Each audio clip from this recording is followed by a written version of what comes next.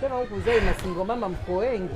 Sio masingo mama, wajane. Wajane. Hivi Gea, mtu umemtoa mwanamume huko Masimbini huko polini, mkaja mkaanzisha maisha, kapata riziki, kaoa mke wa kwanza, kaja wa pili. Huyo mwanamume analisha familia 3, kazi yake ujenzi, bado amjalipa mikucha, amjalipa mikope lile, bado yatengenezea dawa likala, linalogwa na watu 3, mwisho wa siku linaweseka, usiku bandari nakimbia jua badilisha. Halijakaa vizuri familia kijijini, analita ile kijijini, linaweuka napotea polini na kutalimia kujiua.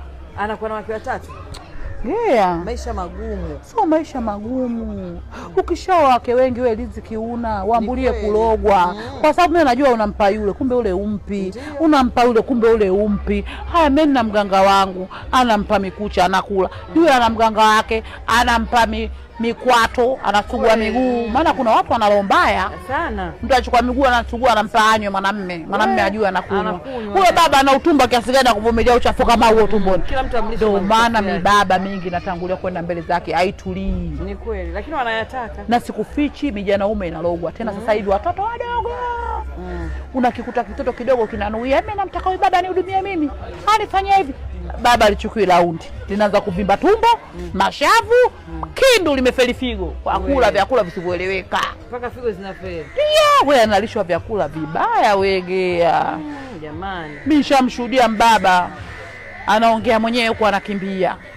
Kavaa bonge la pensi. Hayo maumbile yamevimba. Akasema huyu kuna jambo limemkuta. Usiniambie.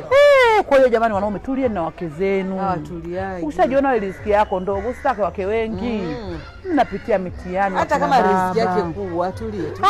Unafukuta mmoja bana riziki, sisi Waislamu. Ndoa 4 nafaa. Lakini unamwoa mwanamke unamweka na njaa, hujashindwa, hujapata mtihani wewe. Ndio hivyo anambulia mkufa.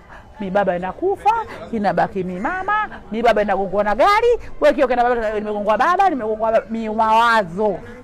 Wanavuka barabara tawa angalia. Ndio. Na ukishakuwa na wake wengine uvumilie kubambi kwa watoto. Umeona? Wewe mwanamume na mkologa yako na mchunga, utie mimba watu 3, sio kweli huo uongo. Kwa hiyo wengine wanambambikia. Yule anamtuma pelekea ndio mwenye mtoto wake.